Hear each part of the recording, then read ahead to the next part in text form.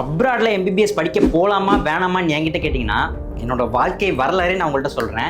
Because நானும் அப்ராட்ல போய் படிச்சுட்டு வந்து இங்கே ரெஜிஸ்டர் ஆன ஒரு டாக்டர் தான். ஃபர்ஸ்ட் விஷயம், நீங்கள் டாக்டர் ஆகி தான் உங்கள் குடும்பத்தை காப்பாற்ற போகிறீங்க. உங்கள் குடும்பத்தோட ஃபினான்ஷியல் ஸ்டேட்டஸே உங்களை நம்பி தான் இருக்குன்னா தயவு செய்து போகாதீங்க. நகையை விற்று நிலத்தை விற்று போடுறதுனா கண்டிப்பாக உங்களுக்கு செட் ஆகாது. ரெண்டாவது எஃப்எம்ஜி எக்ஸாம். இந்த வருஷம் வீடியோ கொஷின்ஸ்லாம் கூட கேட்டிருந்தாங்க.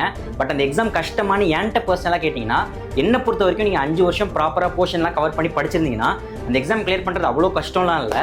அது ஒரு ஸ்க்ரீனிங் டெஸ்ட் தான், காம்படிட்டிவ் எக்ஸாம் கிடையாது. நீங்கள் 150 எடுத்தாலே அது போதும். இதை ஏன் நான் சொல்கிறேன்னா, என்னோட ஃபஸ்ட் அட்டெம்ப்ட் ஆஃப் எஃப்எம்ஜி 2023 அதான் toughest FMG exam.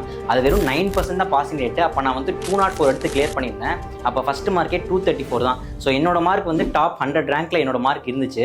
But disclaimer, நான் கொஞ்சம் ஆவரேஜ் ஸ்டூடெண்ட்லாம் கிடையாது, நான் கொஞ்சம் நல்லா படிக்கிற ஸ்டூடெண்ட் தான். மூணாவது விஷயம், அப்ராட் காலேஜில் கெடாவர் இல்லை, காசு கொடுத்து பாஸ் ஆகி போயிடலாம், பேஷண்ட் ஃப்ளோ இல்லை அப்படின்னு நிறைய அலிகேஷன்ஸ் இருந்துச்சு.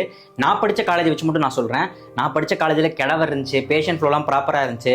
எங்கள் காலேஜில் காசு கொடுத்தலாம் பாஸ் ஆகி போக முடியாது, காசு கொடுத்தா ஃபெயில் தான் பண்ணி விடுவாங்க.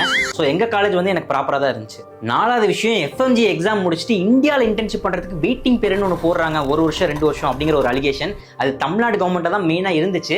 பட் ஆனால் இப்போ வந்திருக்க தமிழ்நாடு கவர்மெண்ட் 1504 சீட்ஸ் எஃப்எம்ஜிஸ் இன்டர்ன்ஷிப் பண்ணுறதுக்குனே தனியாக ஒதுக்கியிருக்காங்க. ஸோ இனிமேல் இந்த வெயிட்டிங் பீரியட் பெருசாக இருக்காதுன்னு நான் நம்புகிறேன். அஞ்சாவது விஷயம், அப்ராட் காலேஜஸில் சில காலேஜஸில் லாங்குவேஜ் இஷ்யூ இருக்குது, ஃபுட் இஷ்யூ இருக்குது, கிளைமேட் இஷ்யூ இருக்குது. சில காலேஜ் என்எம்சி கைட்லைன்ஸே ஃபாலோ பண்ண மாட்டாங்க. ஸோ இந்த எல்லா விஷயத்தையும் ஒருத்தவங்க உங்கள்கிட்ட வந்து சொல்கிறாங்கன்னா அதுக்கப்புறம் நீங்கள் சுயமாக யோசிச்சு போய் ஜாயின் பண்ணிக்கோங்க. என்னோட காலேஜ் பற்றின குவரிஸ், நான் எங்கே படித்தேன், இல்லை என்னோட காலேஜில் நீங்கள் ஜாயின் பண்ணணும்னு ஆசைப்படுறீங்க, இன்னுமே எம்பிபிஎஸ் அப்ராட் பற்றின குவரிஸ் ஏதாச்சும் இருந்துச்சுன்னா இந்த நம்பருக்கு நீங்கள் டெக்ஸ்ட் பண்ணுங்கள். யூடியூப்ல இதை பற்றி டீட்டெயில்டாக எக்ஸ்பிளைன் பண்ணி ஒரு லாங் வீடியோ போட்டிருக்கேன், கீழே லிங்க் கொடுக்குறேன், தயவு செய்து போய் பாருங்கள். பாய்.